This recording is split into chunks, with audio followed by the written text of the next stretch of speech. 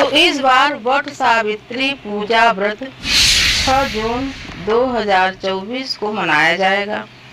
जैसा कि मैं पहले भी बताई हूँ कि जो पूजा होती है, कई पूजा का एक निश्चित समय होता है कि कौन सी पूजा किस प्रहर में की जाएगी, देवताओं की पूजा कब की जाती है, पितरों की पूजा क्यों मध्याह्न में की जाती है। तो उसी प्रकार से बहुत सारे पूजा, जैसे हल षष्ठी माता का पूजा दोपहर में किया जाता है, संतान सप्तमी अवसे वट सावित्री मध्याह्न यानी दोपहर 12 बजे के लगभग से शुरू करके जब तक आपकी पूजा विधिवत न हो जाए तब तक पूजा की जाती है। नमस्कार, मैं शारदा पांडे, आसान जिंदगी के एपिसोड में आपका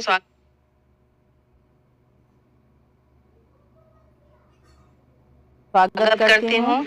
जैसे कि पिछला वीडियो अक्षय तृतीया का आपको दी थी, उसके बाद काफी गैप हो गया क्योंकि घर में काफी व्यस्तता है, गर्मी भी है, कोई तीज त्योहार भी नहीं है और खाने पीने का वीडियो, अचार वगैरह सब आसान जिंदगी में डला हुआ है। आप सर्च करके देखें। अच्छा खट्टा मीठा अचार बनाया है आम का। तो आज मैं आपको बताऊंगी वट सावित्री व्रत पूजा के बारे में।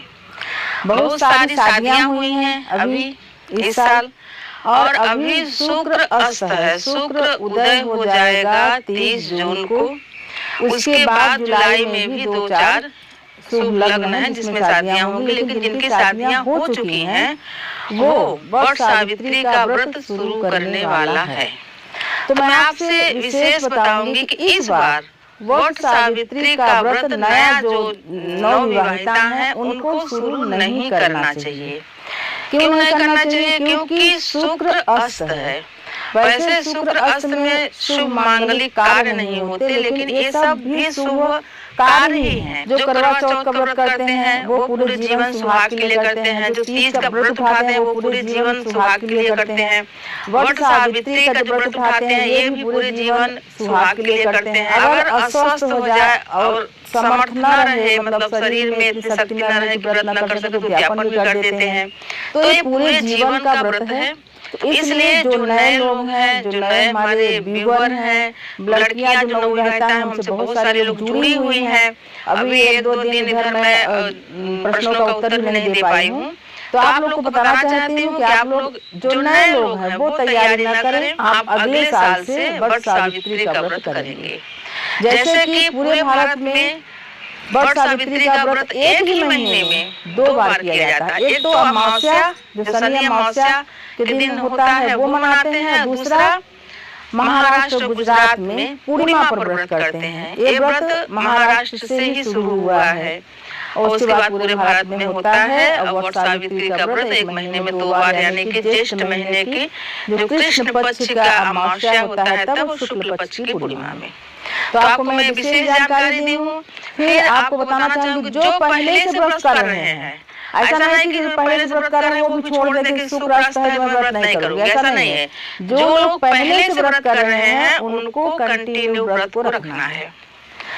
तो बहुत सारे लोग जो पहले से व्रत कर रहे हैं वो हमसे अगर अभी नया जुड़े हैं, नया चैनल सब्सक्राइब किए हमारे आसान जिंदगी को, तो उनके लिए नई जानकारियां, बहुत सारी नई जानकारियां दूंगी। हमारे आसान जिंदगी चैनल को सब्सक्राइब कर लें तो आपको सभी वीडियो समय से मिल जाएंगे।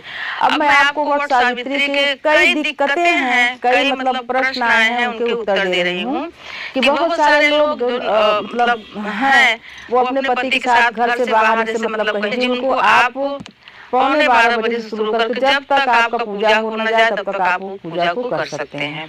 तो आपको मैं बता रही हूँ वट सावित्री के बारे में बहुत सारे वीडियो में डाल चुकी हूँ, इसको भी देखिए। जो नए लोग जुड़े हैं उनके लिए बता रही हूँ। ऋतु फल, जो भी आप व्रत पूजा कर रहे हैं, ऋतु यानी समय, जिस समय आप पूजा कर रहे हैं उस समय में जो फल उपलब्ध है वो सभी फल आपको लाना है। भले थोड़ा है थोड़ा लाए, नहीं सभी ला सकते तो कोई एक महत्वपूर्ण फल जरूर लाए।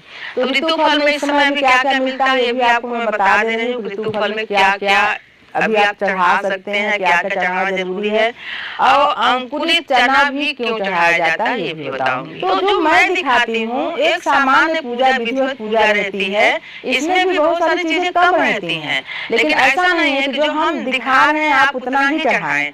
आपके पास जो भी चीज हो, फूल पत्र जल जो भी चीज हो, आप वो श्रद्धा से भगवान को अर्पण करके आप शुद्धता पूर्वक मन प्रसन्न करके व्रत को कर सकते हैं। जो भी आपके पास कुछ दान है वो दान भी कर सकते हैं। तो आपको बता रहे हैं ऋतु फल के बारे में। जैसे अभी गर्मी चल रही है तो आम चढ़ाए, जामुन, लीची, खरबूजा, खिलमाना जिसको तरबूज बोलते हैं, लाल वाले को जल वाला नारियल जिसमें जल भरा होता है वो नारियल भी चढ़ाए शुद्धिकरण करके, उसमें धागा वगैरह बांध के, ककड़ी, अंकुरित चना। तो जैसे मान लीजिए कि 6 तारीख को वट सावित्री व्रत है, तो आप जो चना है, काला चना छोटा छोटा होता है, देसी चना जिसको बोलते हैं, तो आप उस चने को 3 तारीख को भिगा दें। 4 तारीख को उसको आप चने को धुल के अच्छी तरह से निकाल के साफ कपड़े में, मलमल के कपड़े में, सूती किसी कपड़े में साफ कपड़ा में उसमें बांध के रख दें और सामान्य कमरे में रखें। अगर चना को आप फ्रिज में रखेंगे तो अंकुरित नहीं होगा। सामान्य कमरे में रखें। तो 3 तारीख को भिगो, 4 तारीख को सामान्य कमरे में, 5 एक दिन मतलब 4 और 5 2 दिन में चना अच्छी तरह से अंकुरित हो जाएगा। उसको भी सफाई से बर्तन में रख के वो भी भोग के साथ भगवान को चढ़ाया जाएगा। उसके बाद घर में बनाया हुआ पकवान, घर में बनाया हुआ पकवान सबसे शुद्ध और सरल है पूरी, हलवा और बेसन का लड्डू। क्योंकि पूजा शुरू होगा 12 बजे से, सुबह के समय स्नान वगैरह करके थोड़ा थोड़ा पूरी, हलवा और बेसन का लड्डू भी बनाए। तो ये सभी जो फल बताई हूँ, इन सभी फल को आप ज्यादा परेशान ना हो, सभी फलों को एक बांस की नई डलिया में, अगर आपको पिछले साल की डलिया है उसमें भी रख सकते हैं। कोई पुरानी डलिया जिसमें गंदा हो, खराब हो, उसमें नहीं, नया ही चाहिए। आप हर साल उसको पूजा में यूज कर सकते हैं। तो नई डलिया में सारे फलों को रख लें।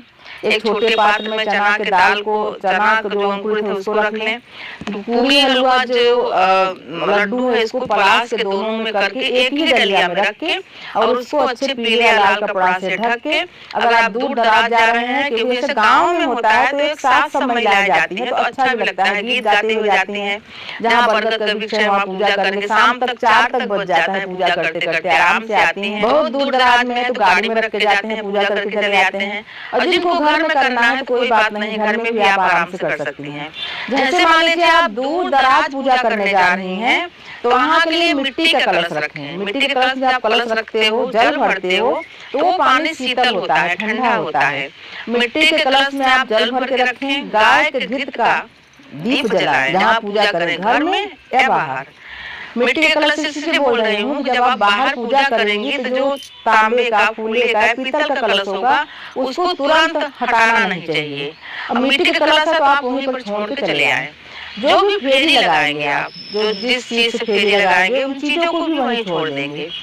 तो मैं आपको बता रही हूँ कि क्या क्या करना चाहिए, क्योंकि अमावस्या तिथि है। इस तिथि में देवताओं के नाम से गाय का कच्चा दूध भी बरगद के मूल में, जड़ में चढ़ा के उसकी जो गीली मिट्टी होती है उससे भी माथे पर तिलक करना चाहिए। इससे कई प्रकार के दोष समाप्त हो जाते हैं, तो आप इसको भी करें।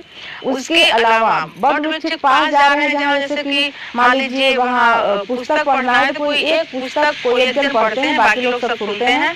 अपने घर से छोटा छोटा आसन ले जाए, आसन पर बैठ के वहाँ पर चीजों को पढ़ें।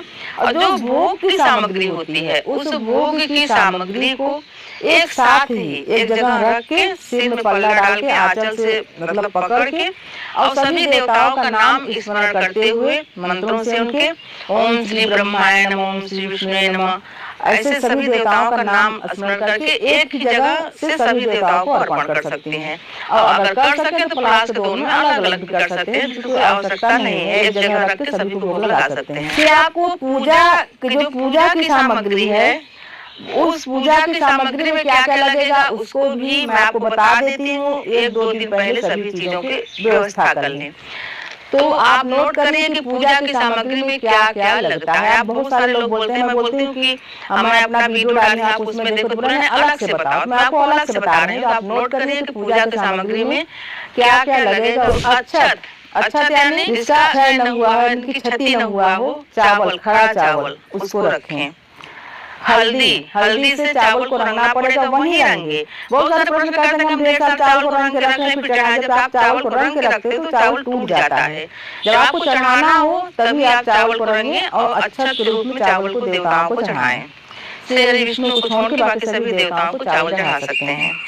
कुमकुम, गुलाल, ये बरगद के पेड़ में सभी देवताओं को भी चढ़ाया जाएगा। कच्चा सूत, जब कच्चा सूत का हम फेरी लगाते थे, हमारे बगल में देखिए पीपल वृक्ष महाराज हैं, जब हम कच्चा सूत का फेरी लगाते हैं तो अत्यधिक पतला और कच्चा होने के कारण सूत टूट जाता है। इसमें मन में खिन्नता होती है कि सूत टूट गया। तो जो कलावा होता है जो हम हाथों में बांधते हैं वो भी कच्चा होता है, यानी जब कलावा को तोड़े जो आसानी से टूट जाए वो कच्चा सूत है। आप उसकी भी फेरी लगा सकते हैं, वो टूटेगा नहीं। और जो आसानी से नहीं टूटता है वो टेरी काट वगैरह रहता है, उसका फेरी न लगाएं। तो कच्चा सूत उसको भी बोलते हैं जो कलावा या अच्छा सूत होता है, आसानी से जो टूट जाए उसका आप फेरी लगा सकते हैं, वो फेरी लगाते समय टूटेगा नहीं। तो कच्चा सूत या कलावा, पलाश के दोने, धूप, रुई, दीपक, माचिस और एक साफ कपड़ा। जैसे आप पूजा करोगे, देवताओं को सभी चीज लगाओगे, हाथ धोगे तो एक साफ कपड़ा होना चाहिए जिसमें आप हाथ को पोंछ सको। ये सुविधा के लिए चीजें होती हैं। नहीं आप नई साड़ी पहने उसमें आप पोंछोगे, साड़ी में दाग लगेगी, सब मैं आपको आसान तरीके से जैसे मैं करती हूँ वैसा आपको बता रही हूँ। एक साफ कपड़ा भी ले, बार बार उसमें हाथ पोंछना पड़ता है। वट सावित्री व्रत कथा जरूर मंगवा लें। वट के नीचे बैठ के पढ़ें या घर में पूजा कर रहे हैं वहां पर पढ़ें।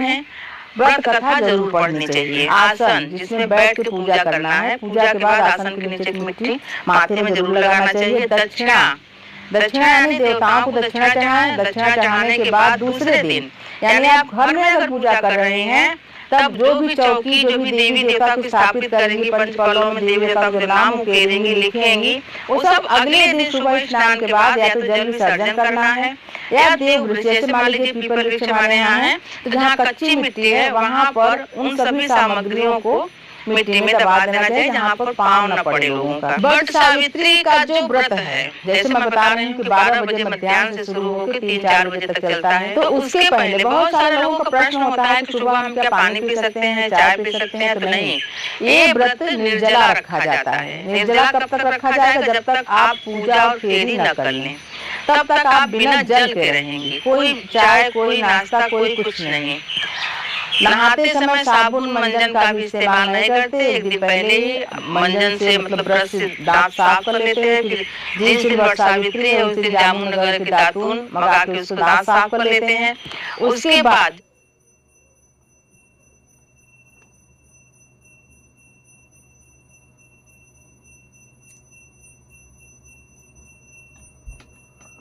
पति का भी पाँव छुएं और सभी सुहागनों का पाँव छुएं। वट सावित्री पूजा व्रत करना, नए लोगों को व्रत नहीं करना है, पुराने लोगों को व्रत छोड़ना भी नहीं है, विधिवत पूजा करना है। जो लोग उद्यापन करना चाहें वो इस साल उद्यापन भी न करें, अगले साल करें तो ज्यादा अच्छा रहेगा जब अच्छा शुद्ध साफ दिन हो, शुक्र उदय हो। इस व्रत में निर्जला व्रत तब तक रहा जाता है जब तक पूजा फेरी न कर ले। पूजा फेरी करने के बाद आप ठंडा जल पिए, फल खाएं और पूजा को पूर्ण करें। पति का भी पाँव छुएं और सभी सुहागनों को जो वहाँ पर हैं आपस में सभी एक दूसरे को तिलक लगाएं। अकेले पूजा करें तो कोई बात नहीं, आप अपने तिलक लगा के पूजा करें। तो आप आसान जिंदगी चैनल को सब्सक्राइब कर लें। आपको आगे जितने भी